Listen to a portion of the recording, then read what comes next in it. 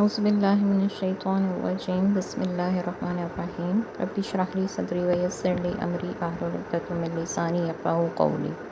سورہ النساء آیت نمبر 29۔ یا ایھا الذین آمنوا لا تأکلوا اموالکم بینکم بالباطل الا ان تکون تجارۃ عن تراض منکم ولا تقتلوا انفسکم ان اللہ کان بکم رحیما۔ اے ایمان والو، آپس میں ایک دوسرے کے مال باطل طریقے سے نہ کھاؤ۔ درست صورت یہ ہے کہ باہمی رضامندی سے آپس میں لین دین ہو اور اپنے آپ کو قتل نہ کرو۔ بلا شبہ اللہ تم پر نہایت مہربان ہے۔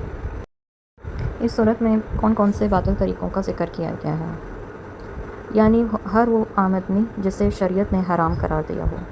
اس کی بہت سی صورتیں ہو سکتی ہیں، جیسے کہ ہر وہ کام جس سے دوسروں کا مالی نقصان ہو، جیسے چوری کرنا، ڈاکہ ڈالنا، غصب اور غبن کرنا۔ دوسری یہ کہ سود اور اس کی تمام شکلیں، خواہ یہ سود مفرد ہو، مرکب ہو، ڈسکاؤنٹ ہو، مارک اپ ہو یا مارک ڈاؤن ہو، یا خواہ یہ ذاتی قرضے کا سود ہو، یا خواہ یہ ربا ہو یا ربا بالفضل ہو، یعنی ایک ہی جنس میں کمی بیشی کے ساتھ تبادلہ کیا ہو کسی چیز میں۔ تیسرا یہ کہ ہر ایسا کام جس میں تھوڑی سی محنت سے بہت سا مال ہاتھ آ جائے، جیسے جوا، لاٹری اور سٹہ بازی وغیرہ، اور بعض حالتوں میں بیمہ پالیسی۔ چوتھا یہ کہ اندھے سودے یا قسمت کے سودے جن میں صرف ایک ہی عوض مقرر ہوتا ہے اور دوسرا نہیں۔ مثلاً ایک کتاب کی قیمت 100 روپے ہے تو کتاب کا عوض 100 روپے اور 100 روپے کا عوض کتاب، جیسے غوطہ خور سے ایک غوطے کی قیمت مقرر کرنا، بچوں کے کھیل کہ جس چیز پر بچے کا نشانہ لگے وہ اتنی قیمت میں اس کی۔ اس کے علاوہ ہر وہ لین دین جس میں کسی ایک فریق کا فائدہ ہو اور دوسرے کو خواہ فائدہ ہو یا نقصان، جیسے سود اور ایسے تمام سودی اور معاملات جن میں یہ شرط پائی جاتی ہوں، اور ایسے سودے جن میں دھوکے کا احتمال ہو، جیسے کسی ڈھیر کا بالمقطع سودا کرنا یا مال خرید کر قبضہ کیے بغیر آگے چلا دینا، یا غیر موجودہ مال کا سودا کرنا اور باغات وغیرہ کی پیشگی سودا۔ ان میں پھر وہ بیع جس میں مشتری دھوکہ دینے کی کوشش کرے، مثلاً عیب چھپانا، جانور کا دودھ روک کر بیچ دینا، جانور ناپ توڑ میں کمی بیشی کر جانا اور دوسروں کو پھنسانے کے لیے بولی چڑھانا وغیرہ۔ اور پھر جو اشیاء حرام ہیں ان کے خرید و فروخت، جیسے شراب کی سوداگری کرنا یا ان اشیاء کی جو شراب خانے میں استعمال ہوتی ہوں۔ پھر مردار کا گوشت، تصویریں اور مجسمے، فحاشی پر مشتمل کتابیں اور تصویریں، کسی حرام کاروبار کے لیے دکان یا مکان کرائے پر دینا، کاہن کی کمائی، فحاشی کی کمائی اور کتے کی قیمت، یہ بھی سب حرام میں آتا ہے۔ پھر حکومت کے ذریعے دوسروں کے مال بٹورنا، مثلاً لین دین کے چھوٹے مقدمات اور رشوت وغیرہ، یا حکومت کا لوگوں کی زمین پر قبضہ کر کے ان کو اپنی مرضی کے مطابق لین دین پر مجبور کر دے۔ کتاب اللہ میں تحریف اور تعویل اور غلط فتووں سے مال بٹورنا، اور یہ کام بالخصوص علماء سے مختص ہے، مطلب علماء جو ہیں وہ اس طرح کے کام جو ہیں ان کے فتوے دے دیتے ہیں۔ سیدنا ابو ہریرہ کہتے ہیں آپ نے فرمایا جو دو فریق آپس میں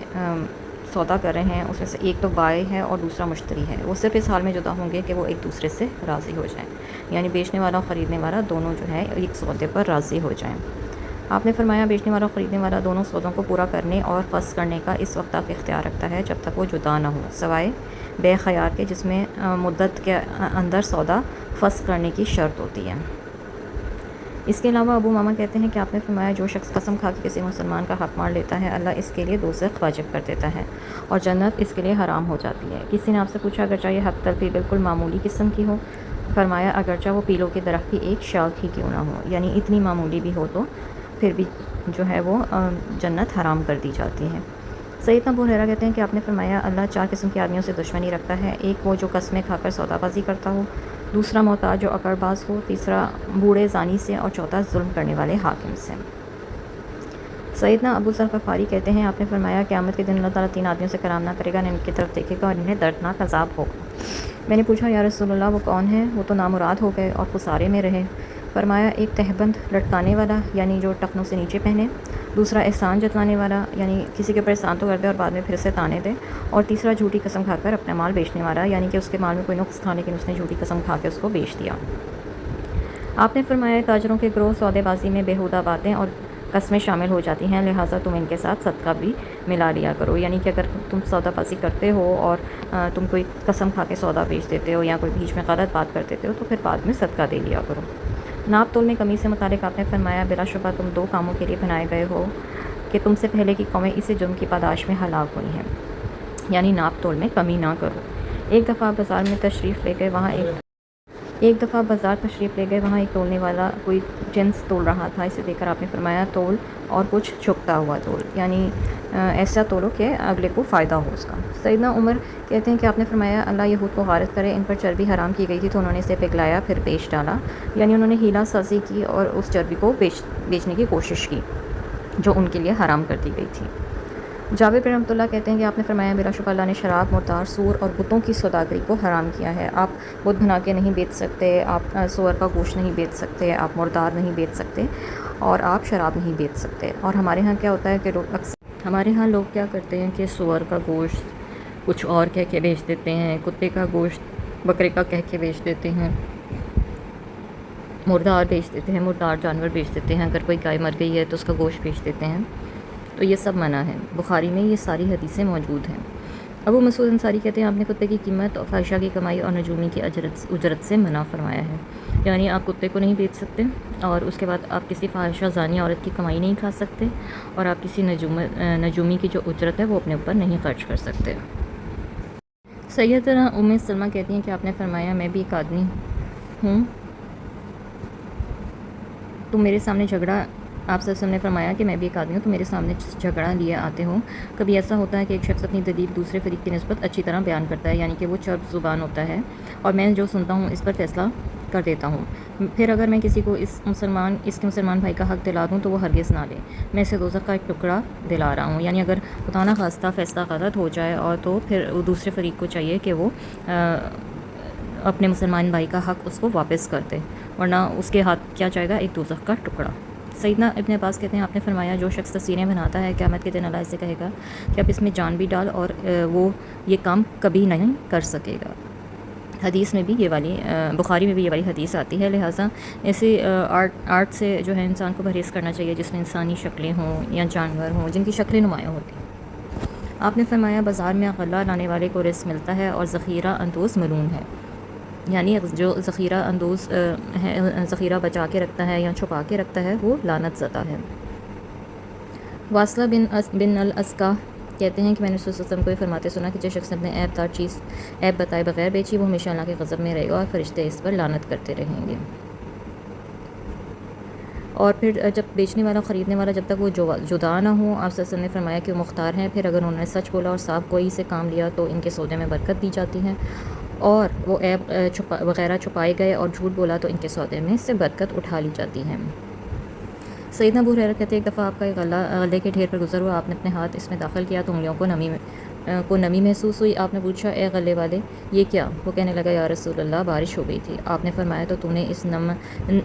نمدار غلے کو ڈھیر کے اوپر کیوں نہ رکھا تاکہ لوگ اسے دیکھ سکتے؟ پھر فرمایا جس نے دھوکہ دیا اس کا مجھ سے کوئی تعلق نہیں، یعنی اگر تمہاری چیز خراب ہو گئی تھی تو اس کو اوپر رکھ دو اور تاکہ جو بھی خریدنے والا ہے وہ اس کا عیب دیکھ سکے۔ آپ نے فرمایا جب تم میں سے کوئی اونٹنی یا بکری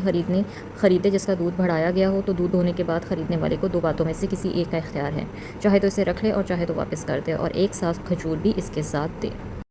ایک دوسری روایت میں آتا ہے کہ یہ اختیار جو ہے وہ 3 دن تک ہے۔ سیدنا جابر بن عبداللہ فرماتے ہیں آپ نے کھیتی پکنے سے پہلے سودا چکا لینے سے اور کھجور انگور پکنے سے پہلے خشک کھجور یا انگور کا سودا چکا لینے سے اور زمین کو بٹائی پر دینے جس کے بعد میں اجازت دی گئی تھی سے اور چند سالوں کی فصل کا پیش کی سودا چکا لینے سے اور سودا چکاتے وقت چند درختوں اور کھیتی کا کچھ حصہ مستثنا کر لینے سے منع فرمایا ہے۔ بے اورایا کسے کہتے ہیں؟ چھوٹے پیمانے پر بے جس میں غریبوں کی ضرورت کا لحاظ رکھا گیا ہے، اس کی اجازت ہے، اور اورایا میں جو رخصت ہے وہ 5 وسق اندازاً 20 من تک ہے، اس سے زیادہ میں آپ نہیں یہ فائدہ اٹھا سکتے۔ سیدنا عبداللہ بن عمر فرماتے ہیں کہ دور جاہلیت میں لوگ حبلہ تک اونٹ کے گوشت کی سودا بازی کرتے، اور حبلہ یہ ہے کہ اونٹ جنے پھر اس کا بچہ حاملہ ہو اور وہ جنے۔ رسول اللہ صلی اللہ علیہ وسلم نے اس قسم کی بیع سے منع فرمایا، یعنی ایک جانور پھر اس کے بچے کا سودا اور پھر اس کے بچے کا سودا وہ پہلے ہی کر لیتے تھے، یہ بھی منع ہے۔ سیدنا عبداللہ بن عمر فرماتے ہیں کہ آپ نے ادھار سے یعنی دونوں طرف ادھار اس کی بیع کرنے سے، اس کی خرید و فروخت کرنے سے منع فرمایا ہے۔ سیدنا ابو ہریرہ فرماتے ہیں آپ نے بیل حصا یعنی کنکر پھینکنے کی بیع اور دھوکے کی بیع سے منع فرمایا ہے۔ سیدنا ابو مطلب شرط لگا کے جیسے لوگ جو ہے وہ کنکر پھینکتے ہیں، پھر کوئی جیت جائے تو اس کو پھر پیسہ ملے گا۔ سیدنا ابو ہریرہ فرماتے ہیں کہ ہمیں 2 قسم کی بیع سے منع کیا گیا، ایک ملاسمہ اور دوسرا منابذہ۔ اور ملاسمہ یہ ہے کہ دونوں میں سے ہر ایک بلا سوچے سمجھے دوسرے کا کپڑا چھوئے، اور منابذہ یہ ہے کہ ہر ایک اپنا کپڑا دوسرے کی طرف پھینک دے اور کوئی دوسرے کا کپڑا نہ دیکھے۔ سیدنا ابن عمر فرماتے ہیں آپ فرماتے ہیں کہ آپ نے بیع نجش یعنی مقرر لوگ جو خریدار کو زیادہ قیمت ادا کرنے پر راغب کر سکیں نیز چڑھی کی بولی سے منع فرمایا ہے، یعنی زیادہ سے زیادہ بولی لگانا۔ سیدنا علی فرماتے ہیں آپ نے لاچار آدمی کی سودے بازی سے فائدہ اٹھانے سے اور دھوکے کی بیع سے اور پھلوں کے پکنے سے پہلے ان کی سودا بازی سے منع فرمایا، یعنی کسی کے پھل جو ہیں وہ ابھی تک پکے نہیں ہیں باغ میں اور اس سے پہلے ہی اس نے آدھا باغ جو ہے اس کو بیچ ڈالا۔ سیدنا عمر بن شیبس اپنے باپ سے اپنے دادا سے روایت کرتے ہیں آپ نے ہمیں بیع قربان سے منع فرمایا، یعنی بیانے کی ضبطی والا سودا جو ہے۔ سیدنا ابن عباس فرماتے ہیں کہ جب آپ مدینہ تشریف لائے تو لوگ پھلوں کے 1، 2 یا 3 سال کے لیے پیشگی سودا کر لیا کرتے تھے، یعنی پہلے ہی کر لیتے تھے۔ آپ نے فرمایا جو کوئی کسی چیز کا پہلے سودا کرے اسے چاہیے کہ مقرر ناپ میں، مقرر وزن میں اور مقرر مدت تک سودا کرے۔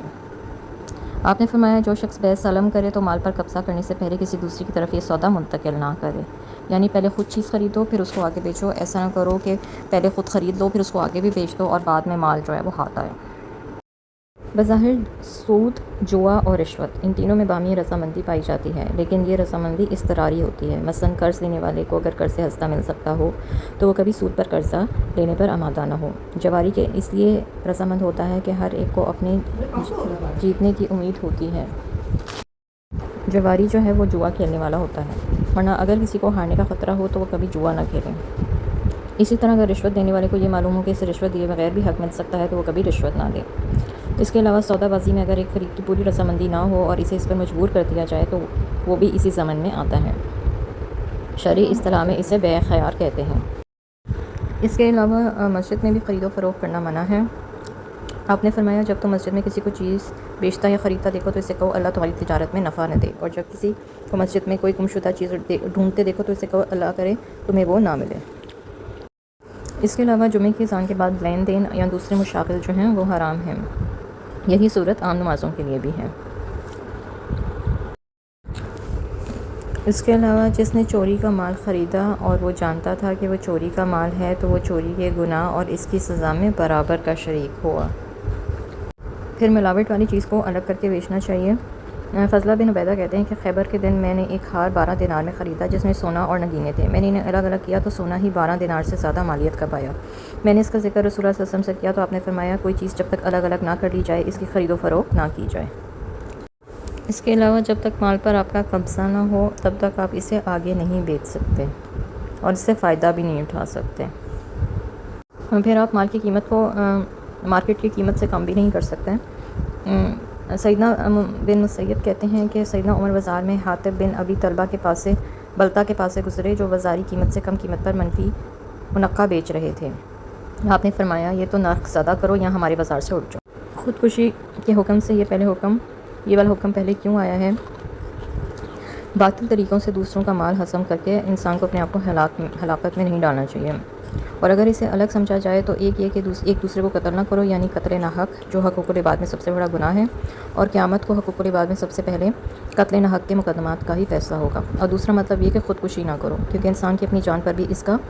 اپنا تصرف ممنوع اور خودکشی کبیرہ گناہ ہے۔ حسن بصری فرماتے ہیں کہ تم سے پہلے لوگوں میں سے کسی ایک کو پھوڑا نکلا، جب اسے تکلیف زیادہ ہوئی تو اس نے اپنے ترکش سے ایک تیر نکالا اور پھوڑے کو چیر دیا، پھر اس سے خون بند نہ ہوا یہاں تک کہ وہ مر گیا، تب اللہ تعالیٰ نے فرمایا کہ میں نے اس پہ جنت حرام کر دی۔ یہ حدیث بیان کرنے کے بعد حسن نے اپنا ہاتھ مسجد کی طرف بڑھایا اور کہا